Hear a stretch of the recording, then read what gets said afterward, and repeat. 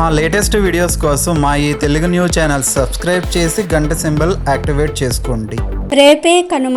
ఈరోజు ఆవులను ఎద్దులను ప్రత్యేకంగా పూజిస్తారు. అయితే ఈరోజు గోవు తోకలోని వెంట్రుకతో ఇలా చేస్తే చాలు, మీ జాతకం మారిపోతుంది. బిచ్చగాడైనా సరే కోటీశ్వరుడు అవుతాడు, అపర కుబేరుడుగా మారిపోతాడు అని పెద్దలు చెప్తూ ఉన్నారు. గోవు గురించి మనందరికీ తెలుసు. గోవు పవిత్రతకు మరియు శుభానికి చిహ్నం. గోవు యొక్క పాలు, మూత్రము మరియు పేడ ఎంతో పవిత్రమైనవి. ఆవును దర్శించి రోజులోని పనులు ప్రారంభించటం ఎంతో శుభ శకునంగా భావించబడింది. ప్రాచీన పవిత్ర భారతీయ సంస్కృతి సంపదలకు ప్రతీక గోమాత. భారతీయులకు అనాది నుంచి ఆరాధ్య దేవత. మానవ జాతికి ఆవు కన్నా మిన్నగా ఉపకారం చేసే జంతువు మరియొకటి లేదు. గోమాతను దైవ స్వరూపంగా అందరూ భావిస్తారు. హిందూ సాంప్రదాయంలో గోవును దైవంగా పూజిస్తారు. ఆవును గోమాతగా వర్ణించడానికి పురాణాలలో కొన్ని కథలు కూడా ఉన్నాయి.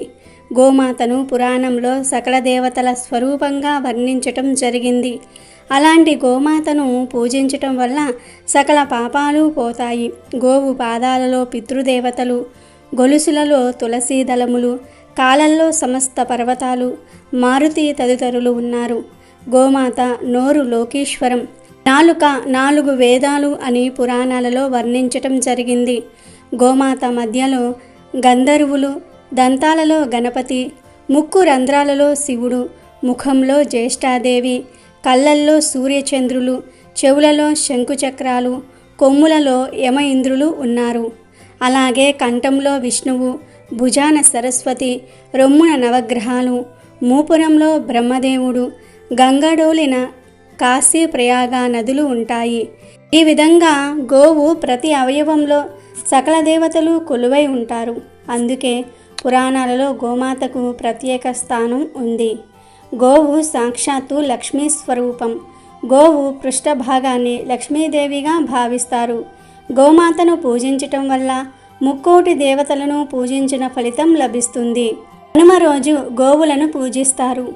అలా పూజ చేసేటప్పుడు గోవు తోక నుండి ఒక వెంట్రుకను తీసి ఇలా చేస్తే చాలు, మీ జాతకం మారిపోతుంది. మీకు ఉన్న కష్టాలన్నీ కూడా తొలగిపోతాయని పెద్దలు చెప్తూ ఉన్నారు.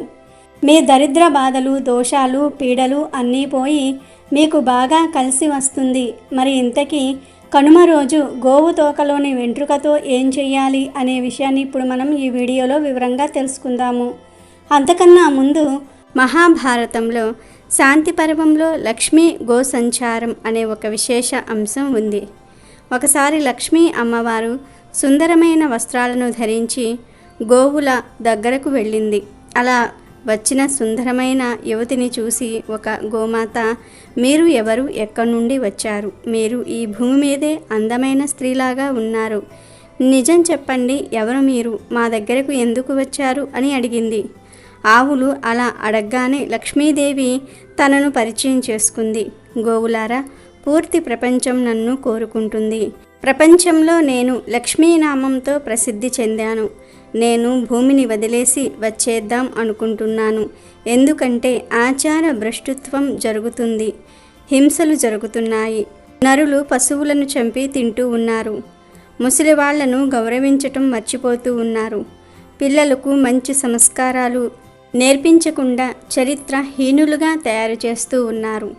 స్త్రీలను బాధిస్తూ ఉన్నారు. ప్రతి విషయంలో కూడా అకారణంగా గొడవలు పడుతూ ఉన్నారు. తామసిక భోజనాన్ని తింటూ రోజంతా నిద్రిస్తూనే ఉంటూ ఉన్నారు. ఒకరిని ఒకరు తిట్టుకుంటూ ఉన్నారు, చంపుకుంటూ ఉన్నారు. ధనాన్ని నిరుపయోగం చేస్తూ ఉన్నారు. మూగ జీవాలను హింసిస్తూ ఉన్నారు. అలాంటి చరిత్రహీనులను చూసి నేను అక్కడ ఉండలేక ఇలా వచ్చేశాను అని చెప్పింది లక్ష్మీదేవి. నన్ను వదిలేయటం వలనే రాక్షసులు నాశనం అయ్యారని, దేవతలు నా ఆశ్రమంలో ఉండటం వలనే వారు సుఖభోగాలను అనుభవిస్తున్నారని, దేవతలు కూడా ఆచార భ్రష్టులైతే వారిని కూడా నేను వదిలి వెళ్ళిపోతానని లక్ష్మీదేవి చెప్పింది. లోకులు నేను చెంచల స్వభావిని అని అంటూ ఉంటారు. నేను ఒక చోట ఎక్కువ రోజులు ఉండలేనని అంటారు. కానీ వారి మాటలు తప్పు. నేను ఒకే చోట ఎక్కువ రోజులు ఉండగలను. నన్ను ఒకే చోట ఎక్కువ రోజులు ఆపటం అనేది వారి చేతుల్లోనే ఉంది. నన్ను సరైన విధంగా ఉపయోగించుకుని ధర్మాన్ని పాటిస్తూ జీవనాన్ని గడుపుతూ గొడవలు పడకుండా సంతోషంగా ఉంటే, శుభకర్మలు చేస్తూ ఉంటే, నిర్దోష పశువులను హింసించకుండా ఉంటే నేను వారి దగ్గర చాలా ఎక్కువ సమయం వరకు ఉంటాను. ఏ రోజు నుండి వారు అన్యాయ కార్యక్రమాలు చేస్తారో, వ్యసనాలకు అలవాటు పడతారో ఆ రోజే నేను వారి ఇంటి నుండి దూరం అయిపోతాను. ఎవరి శరీరం నుండి నేను బయటికి వచ్చేస్తానో వారు కష్టాలను అనుభవిస్తారు. ఎవరి శరీరంలోనికి నేను ప్రవేశిస్తానో వారు అదృష్టవంతులవుతారు. ధర్మ, అర్థ, కామ, మోక్షములు అని అంటారు కదా, అవేమీ కూడా నా అనుగ్రహం లేకుండా మనుషులకు సుఖాన్ని ఇవ్వవు. గోవులానా ఇది నా ప్రభావం. పూర్తి ప్రపంచం నడవడానికి నా అవసరం చాలా ఉంది. అలాంటి నేను మీ దగ్గరకు ఎందుకు వచ్చానంటే, నేను మీ శరీరంలో నివాసం ఉండాలి అనుకుంటున్నాను. కాబట్టి మీరు నాకు ఆశ్రయం ఇచ్చి సంపన్నులు అవ్వండి అని లక్ష్మీదేవి గోవులతో చెప్పింది. కానీ లక్ష్మీదేవి మాటలు విన్న గోవులు ఇలా అన్నాయి, దేవి, మీరు ఇంకెక్కడికైనా వెళ్ళి ఉండండి. మాకు మీ అవసరం లేదు. మీరు పాపుల ఇంట్లో కూడా ఉంటారు. అందువలనే మీరు వేరే ఎక్కడికైనా సరే వెళ్ళి ఉండండి. మీకు ఎక్కడికి వెళ్ళటం ఇష్టమో అక్కడికి వెళ్ళి ఉండండి. మా శరీరం పుష్టత్వమైనది, సుందరమైనది. మాకు మీతో ఏమి పని ఉంటుంది? మీరు మాకు ఎన్నో మాటలు చెప్పారు, అందుకే మీకు ఈ ధర్మాన్ని చెప్తూ ఉన్నాను అన్నాయి. ఆ గోవుల మాటలు విన్న లక్ష్మీదేవి, ఓ గోవులారా, నన్ను ప్రసన్నం చేసుకోవటం చాలా కష్టం. ఎంతో ప్రయాసపడితే తప్ప నేను ఎవరి ఇంటికి వెళ్ళను. జనాలు నన్ను ప్రసన్నం చేసుకోవడానికి చాలా ప్రయత్నాలు చేస్తారు. ప్రజలు నా కోసం పగలు రాత్రి ఎదురు చూస్తూ ఉంటారు. నా కోసం దొంగతనాలు చేస్తారు. ఒకరినొకరు మోసం చేసుకుంటారు. సోదరులతో తల్లిదండ్రులతో కూడా నా కోసం గొడవలు పడతారు. నా కోసం ప్రజలు దేశాలను వదిలేసి విదేశాలకు కూడా తిరుగుతూ ఉంటారు. కానీ వారి కోరిక అనుసారం నేను ఎవ్వరికీ అందటం లేదు. ఇక్కడికి మీరు కోరకుండానే స్వయంగా వచ్చాను. అయినా మీరు నన్ను నిరాకరిస్తూ ఉన్నారు. పిలవకుండా ఎవరి దగ్గరికి అయినా సరే వెళ్తే ఇలాగే నిరాదరణ లభిస్తుందని ఈరోజు నాకు అర్థమయ్యింది. అయినా కూడా నేను మిమ్మల్ని బ్రతిమలాడుతున్నాను. దయచేసి నన్ను మీ దగ్గర ఉండనివ్వండి. నన్ను స్వీకరించండి. చూడండి, ఈ చరాచర ప్రపంచంలో నన్ను ఎవ్వరూ కూడా స్వీకరించకుండా ఉండరు అని లక్ష్మీదేవి పలికింది. అప్పుడు లక్ష్మీదేవి మాటలు విన్న గోవులు ఇలా అన్నాయి, అమ్మా లక్ష్మి, మిమ్మల్ని మేము అవమానించటం లేదు. మేము మిమ్మల్ని త్యాగం చేస్తూ ఉన్నాము. అది కూడా ఎందుకంటే మీ మనసు చంచలమైనది. మీరు ఎక్కడా కూడా స్థిరంగా ఉండరు. తర్వాత రోజులలో మీరు నన్ను వదిలి వెళ్ళిపోతే ఈ ప్రపంచంలోని మనుషులు చాలా స్వార్థపరులు. మేము పాలు ఇవ్వకపోతే మమ్మల్ని వదిలేస్తారు. అప్పుడు మేము ఎక్కడికి పోవాలి? ప్రజలు ఇంట్లో ఉంచుకోరు, అడవులలో కూడా ఉండనివ్వరు. మమ్మల్ని, మా పిల్లల్ని చంపి తింటారు. ఎవరైతే మమ్మల్ని పాలిస్తారో వారే మేము పాలు ఇవ్వకపోతే మమ్మల్ని పట్టించుకోరు. మా అవస్థలు చాలా దారుణంగా ఉంటాయి.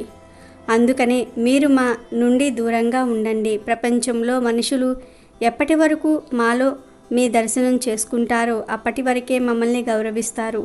మీరు వెళ్ళిపోయాక ఎవ్వరూ మమ్మల్ని పట్టించుకోరు. అందువలనే మేము నిన్ను స్వీకరించటం లేదు. అయినా నిన్ను స్వీకరించి మేము ఏం చేయాలి అని గోవులు పలికాయి. అప్పుడు లక్ష్మీదేవి, గోవులారా, మీరు ఎప్పుడూ కూడా ఇతరులను ఆదరిస్తూ ఉంటారు. ప్రపంచంలో నాకు ఇప్పుడు ఆదరణ లేదు గనుక నన్ను గౌరవించండి. నేను స్వయంగా మీ దగ్గరికి వచ్చాను. నాలో ఏ ద్వేషం లేదు. నేను మీ సేవకురాలిని. అది తెలుసుకొని నన్ను రక్షించండి. నన్ను నమ్మండి. మీరు ఎప్పుడూ అందరికీ శుభాలనే ఇస్తారు.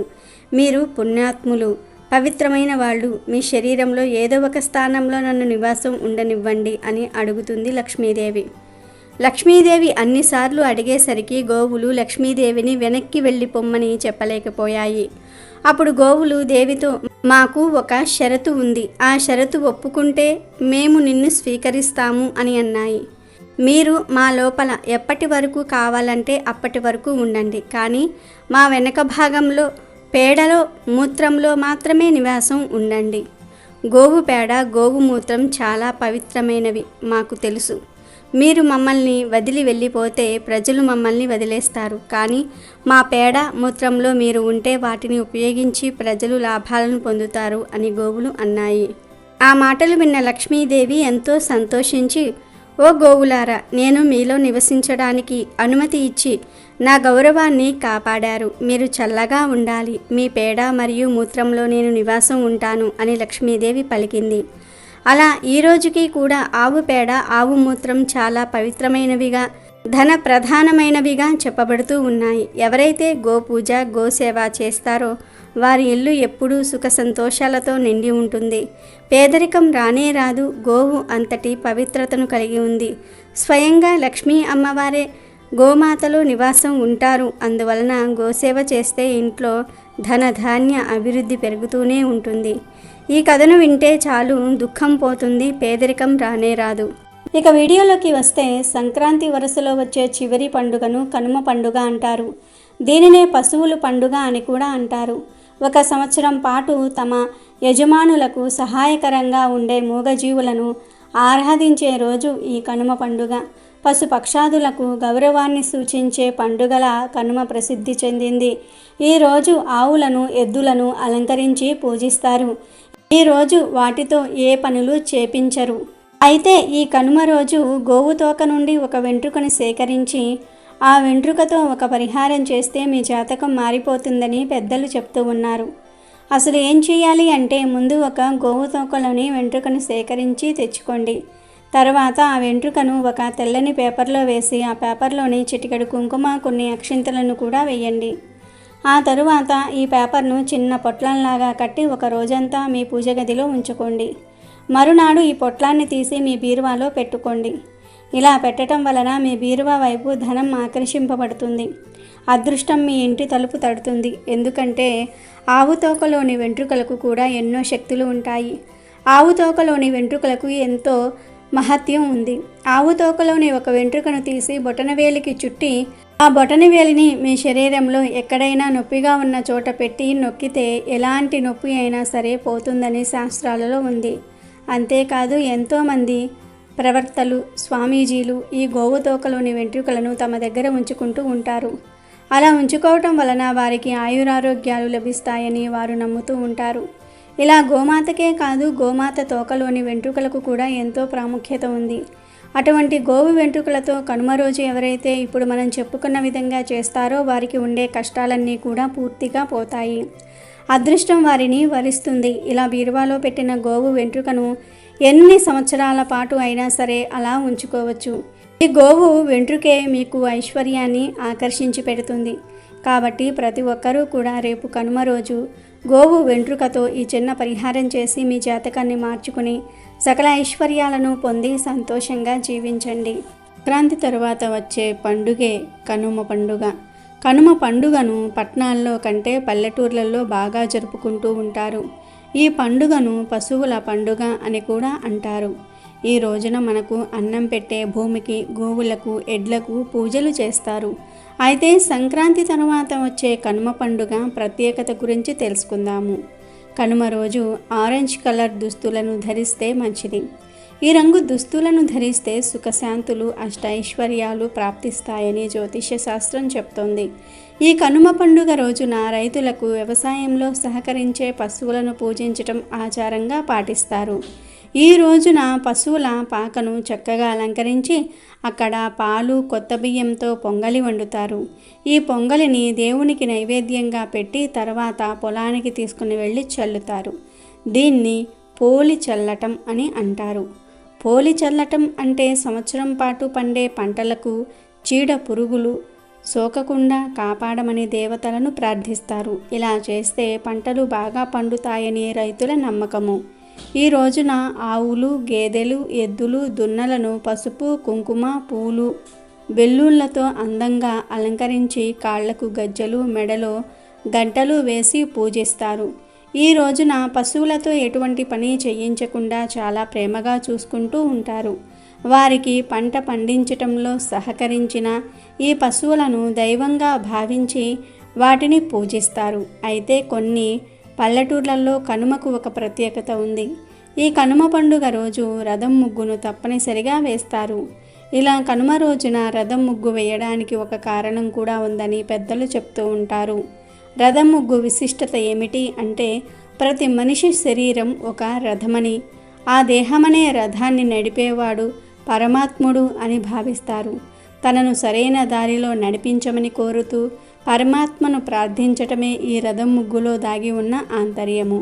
ఉత్తరాయణ పుణ్యకాలంలో వచ్చిన సంక్రాంతి పురుషుడు శుభాలను కలిగించాలని కోరుతూ ఇంటి ముంగిట రథం ముగ్గు వేసి పువ్వులు, పసుపు, కుంకుమలతో పూజ చేసి గౌరవంగా ఇంటి నుంచి పొలిమేర వరకు సాగనంపుతారు. ప్రచారంలో ఉన్న మరొక ఆధ్యాత్మిక విషయం ఏమిటి అంటే, బలిచక్రవర్తి పాతాళలోకం నుంచి భూలోకానికి వచ్చి ఈ 3 రోజులు గడుపుతాడని పురాణాల కథనం. పండుగ పూర్తయిన తర్వాత బలిచక్రవర్తిని తిరిగి అతని సాగనంపుటకు ఇంటింటా రథం ముగ్గులేస్తారని ఓ కథ. కనుమకు సంబంధించిన ఒక కథ ప్రాచుర్యంలో ఉంది. ఓసారి పరమశివుడు తన నంది వాహనాన్ని పిలిచి భూలోకంలో ఉన్న ప్రజలకు ఏ సందేశాన్ని అందించి రమ్మని చెప్పాడు. రోజూ చక్కగా ఒంటికి నూనె పట్టించి స్నానం చేయమని, నెలకు ఓసారి మాత్రమే ఆహారం తీసుకోమన్నదే ఆ సందేశం. కానీ పాపం నంది కంగారు పడిపోయి రోజూ చక్కగా తినమని, నెలకు ఓసారి మాత్రమే ఒంటికి నూనె పట్టించి స్నానం చేయమని చెప్పాడు. నంది చేసిన నిర్వాకానికి కోపించిన శివుడు, మానవులు రోజూ తినాలంటే బోలెడు ఆహారాన్ని పండించాలి కదా, అందుకని ఆ ఆహారాన్ని పండించటంలో నువ్వే పోయి సాయపడు అని శపించాడు.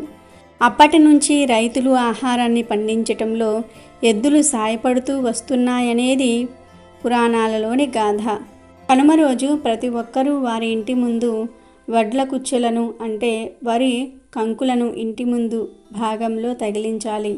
ఇలా తగిలించటం వల్ల మీ ఇంటి చుట్టుప్రక్కల ఉండే పక్షులు వచ్చి ఆ వడ్లను తింటాయి. ఎప్పుడైతే పిచ్చుకలు మీరు ఇంటి ముందు తగిలించిన వడ్లను తింటాయో అప్పుడు నుంచి ఇక మీ జీవితానికి తిరిగనేదే ఉండదు. మీకు, మీ కుటుంబానికి చాలా మేలు జరుగుతుంది. కనుమ రోజున ఇలా పిచ్చుకలకు ఆహారం పెట్టడం వల్ల మీ జీవితంలో ఉన్న సమస్యలు తొలగిపోతాయి.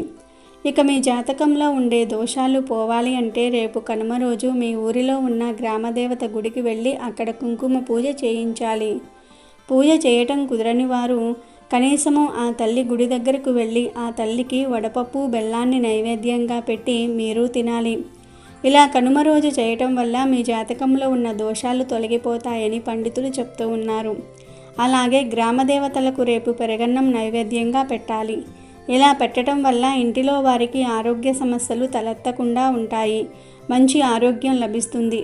వాహన ప్రమాదాలు తప్పిపోతాయి. అపమృత్యు దోషాలు తొలగిపోతాయి. ఇక ఈ కనుమ రోజు పొరపాటున కూడా బచ్చల కూరను తినకూడదు.